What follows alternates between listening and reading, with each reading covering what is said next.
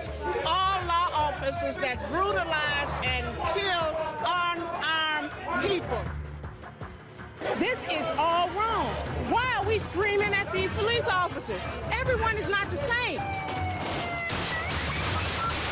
They fear us more than they want to help us. We gon' be all right. We gon' be all right.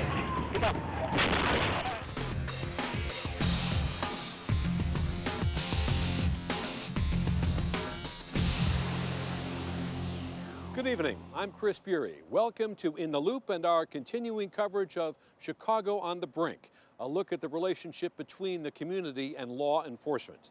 The disturbing and graphic videos of police shootings, such as those of Laquan McDonald and Paul O'Neill, have caused anger and frustration in Chicago's African-American communities. Here at the Chicago Police Department, officials say they are working hard to rebuild trust. But are their efforts enough to make a real difference? We gathered a group of Chicago activists to hear their perspectives on how to repair the relationship.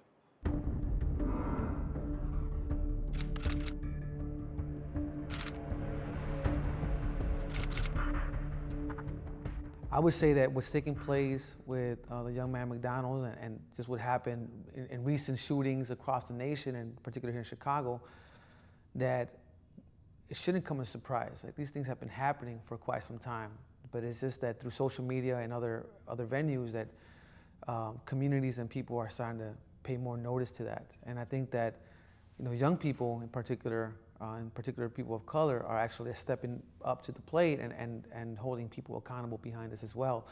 But I would say that if you look at the history, you know, from in early 1900s and even before that, with lynchings of people who were in you know, whether if it was around race or institutional power or authority, like, that's been happening for quite some time.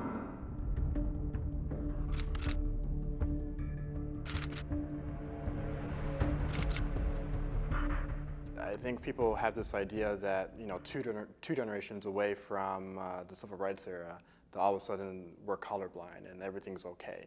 I think that's the way people pretending like the problem doesn't exist.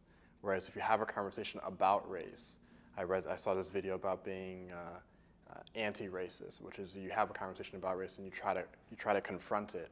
I think that's better. I think to your point, you know, I've always known that if I get pulled over by a cop, he can shoot me and make up the reason why. I've always known that. Going back to the 90s when I was, you know, 5 or 6 years old. But we have camera phones now, we have social media, we have Snapchat, we have Facebook, live video and whatnot. And so people are just now starting to see that we weren't making that up. They thought it was a joke that, you know, that would be in a sitcom on like Fresh Prince or something like that. No, we weren't joking, we weren't making it up. But they're just now seeing that. And they're just now they're being confronted with real video that shows them, like, this is happening. You have to watch someone get shot in the back. You have to watch someone get shot on the ground 16 times. And then they start to understand. It's unfortunate it takes that, watching that gruesome of a video, but that's sort of where we are. What I'm wondering is, how do we change that? I get the marching on the street, and I was marching down State Street and Michigan Avenue 3 or 4 weeks ago with Black Lives Matter. But the reason that this is allowed is because there are not systems in place to check this. It's not deemed illegal for an officer to shoot first and reason it out later. You have to cause tension. And you have to make people realize that this is an issue, and you have to disrupt their shopping on Michigan Avenue to make them realize that you need to pay attention to this. And so that's sort of what happened back in the civil rights era too. You know, back then, most people in the country thought Martin Luther King and the civil rights movement was too violent, and that was happening too fast, and the country wasn't ready for it, and they were being extremists. They thought that back then, and they said the same thing now about Black Lives Matter. That just shows me that we're doing something right, that we're causing tension. And you need the tension to get people to pay attention, and you use it to affect change.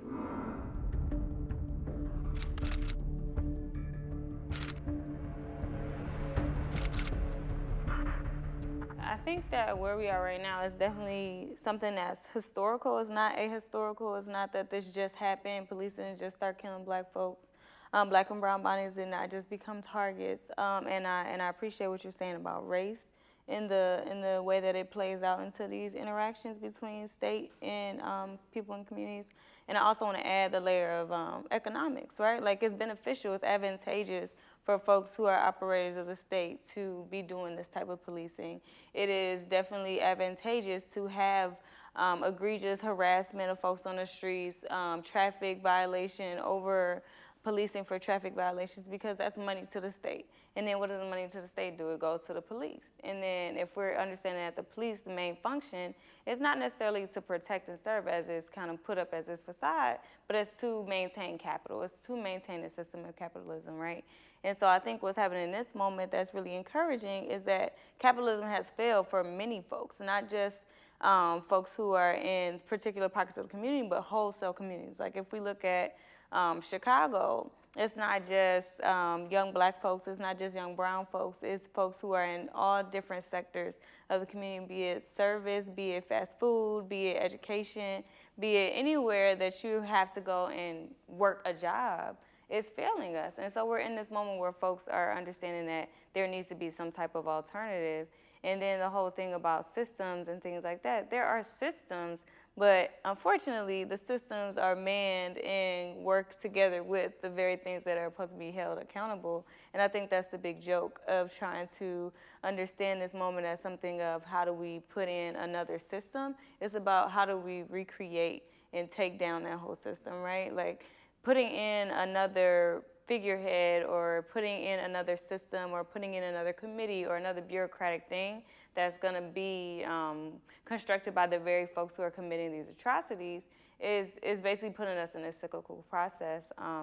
So I think for me, I definitely appreciate that folks are coming to question, and now it's about asking even deeper and bigger questions, right? Not the ones that are, what do we do next to put a system in place and asking a system to then check itself, but what do we need to do to take control and be able to empower change?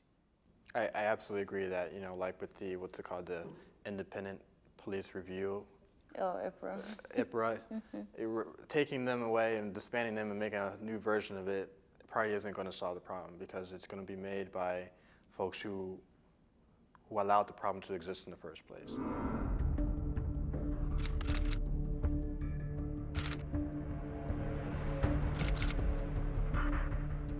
I think this is decades in the making. I don't think that none of this is new. The only thing that is as new is the platform that the rest of the world get to see it. And that's like through technology and through social media and seeing stuff like that. And I think our job as activists and advocates is to raise awareness to the issues that's going on. And that's what directed me to go after Laquan tape, to show the rest of the world. In Chicago, I can't speak for everywhere else. I know police brutality is happening across the country, but in Chicago, I know we have a problem here, and it's systematic and it's deep rooted.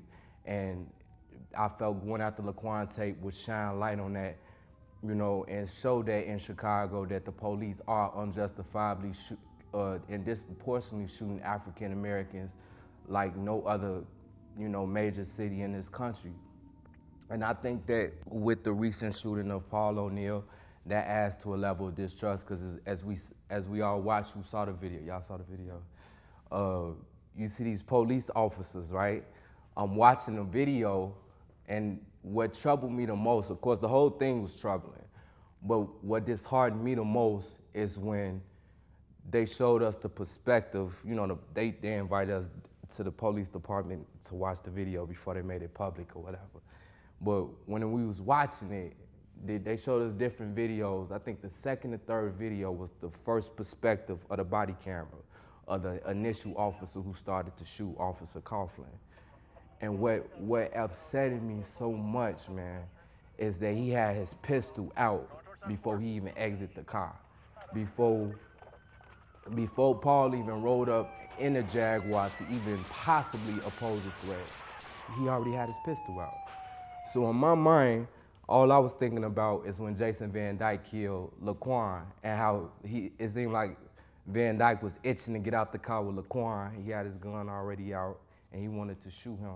So it's really a culture of violence when it comes to Chicago Police Department, and with a lot of police departments across the country, it's a culture. And I understand we have cultural differences with the police department. Some of it is racism, some of it is a lack of training, some of it is cultural barriers that need to be broken down between us. At the end of the day, I just can't say it's just one thing that we need to focus on in the Chicago Police Department. I think it's multifaceted. It's a lot of things that needs to be straightened out with them.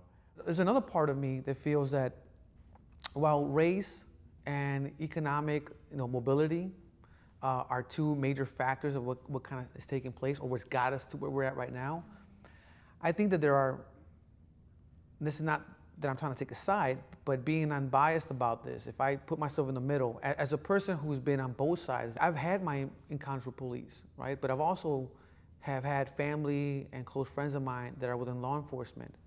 And I see changes within them, especially within the third or fourth year of their careers. And so I ask myself, what's creating these changes with them as a person? And then I would say that even if I think about the work that I do in violence prevention at the YMCA, I think about the root causes of behavior. So not in all shootings was it a white officer on a Latino or a black person, right? And so is it institution then, right? Is it part of the training they're receiving? Is this human nature that when people are feeling that they're vulnerable or perhaps in danger, that they're going to respond a certain way? And I don't have an answer to that, but I would tell you, and I would share that based on my own experience, that I think that we as a community and as a society, whether it's the policy changes or not, that I think that we're also failing not only the community, but those who are in positions to kind of protect and serve. And by that I mean that, are we giving officers the tools that they need to process their own trauma? How do we talk about that, and how do we address that as well? From seeing the perspective on both sides, right? Having, again, an unbiased position on this, because, again, I've been on the other side, right? And I would say that I should be a person holding remorse and hatred. But on the flip side of that, there's a part of me, right, that feels like, well, were they born that way? Or did the systems themselves perpetuate that kind of behavior? And how did we fail them as well? So I think that I understand what you're trying to say here, and I think that that's going off the basis of that all human lives should have dignity, should have respect, and should have an empathetic view on how they engage and how they interact as human beings. However, I think that goes away from the question of holding the system accountable. I think that if we're talking about somebody who's had a bad day, and that is affecting how they're interacting with someone on the street, that for them at the end of the day is a bad day. That for that person may be their life. And so I really don't have time to think about somebody's bad day or somebody's psychological state. And I think also if we are going to take that line of thinking, then let's think about the same state that will fund the police officers 40% of a city budget and completely slash education, completely slash mental health institutions, then the state itself is not concerned about that officer's bad day either.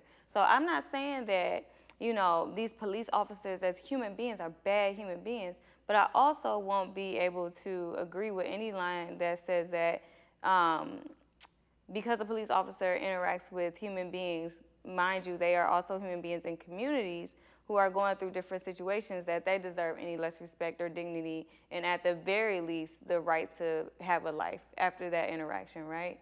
And so I think that when we think about those things together, it still goes back to toppling the system. I'm not really interested in having a conversation with police chiefs or police officers to figure out, well, how can we train you? How can we get body cameras and tasers? Because we tried that, and Laquan still happened. We tried that, and O'Neal still happened. We tried that, and Corn Gaines still happened. So I'm not trying to do back to what you said about Band-Aids. It's about understanding that this will not function in any way than what it already is. It's not broken, it's working very well, and it's working the way that's going to continue to draw resources out of the community and continue to kill people. And so when we're dealing with something that grave and that desperate, I'm not worried about this cop's bad day. I'm not worried about that part. If we were having a city that was really worried about us as human beings and our human rights, then that police officer will have resources.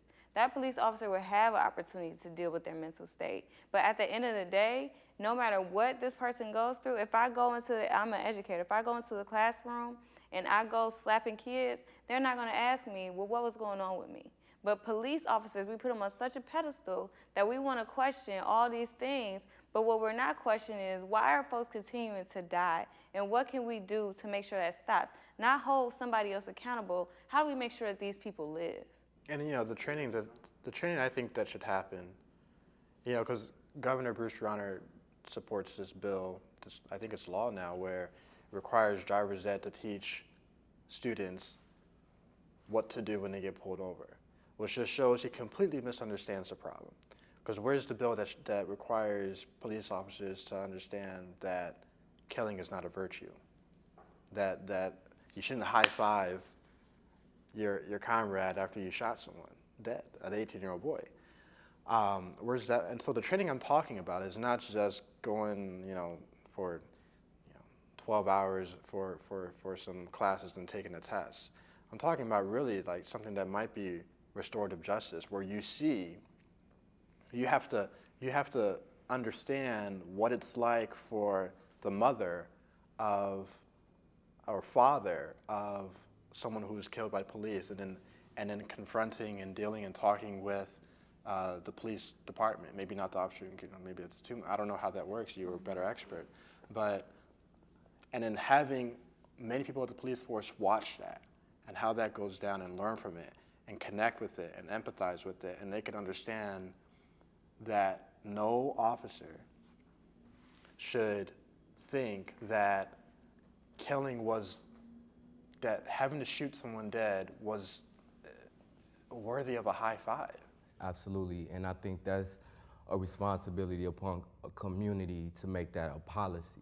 That's very unprofessional behavior and conduct. It's just inhuman almost. Absolutely. So therefore, sensitivity training is a necessity for these officers, because obviously they're either desensitized or don't have any human morale when it comes to life. I gotta disagree because I think when we talk about training and sensitivity, how are you gonna train someone who's been in a long-standing culture? CPD has been a gang for a long time. It's been a gang since John Burge, and we're just now getting reparations for that, right? Generations later. So when we talk about sensitivity training, what are we talking about? A 6-week course? What are we talking about? 3 hours a day? Something like that? Like, how is that really gonna root out an ingrained culture that there is no value to these lives? That when we go into these communities, I'm gonna back up. I heard from a chief officer of the CPD say, when my men go out there with these people, these are human beings, talking about the police officers. And so what do you implicate from that is that you're saying that these people in the community are not human beings. And that's from the top of the top. So once again, we're expecting a group of folks, and we're going to the head of them and we're asking them, can you please start considering us human beings? It's already been set, the stage has been set that they don't see young people or minorities as human beings. And so we're gonna then hold them accountable to saying they are then gonna train themselves to be sensitive, right? Like that's not what's gonna be able to happen. So when we think about that, it's not just about appealing to their hearts and trying to have them be better people. It's not just about putting some new gadgets on them so that we can see what they're doing. It's about understanding that it's not just like this feeling thing, right? Like this feeling, it's not that. It's also the economic piece of it as well. Are you really gonna invest in something that's gonna completely derail the function of what you're supposed to be doing? And I wanna add this to the mix to give it more context. 90% of what back, when BYP 100 was doing work around misdemeanor marijuana possession, we found that 90% of what the police were doing was actually just putting people in jail for misdemeanor marijuana. So it's not like they're having wholesale these traumatic experiences where they're being shot at, where their life is being threatened. They are more so than anything else just policing and occupying communities. I myself lived over by 63rd and King for 3 years, and I would see a paddy wagon, I would see a detective car, I would see a regular car, and I would see 4 people on bikes when nobody's outside.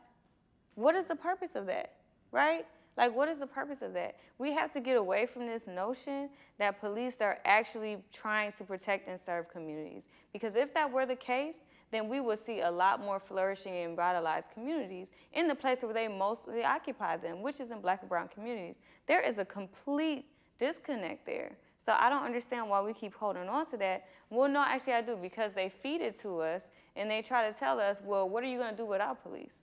And they try to fear us into saying that we need police, right? And we still need them. And I think that's the piece where critical consciousness needs to be built, because there are groups in a community that are holding people in stable situations.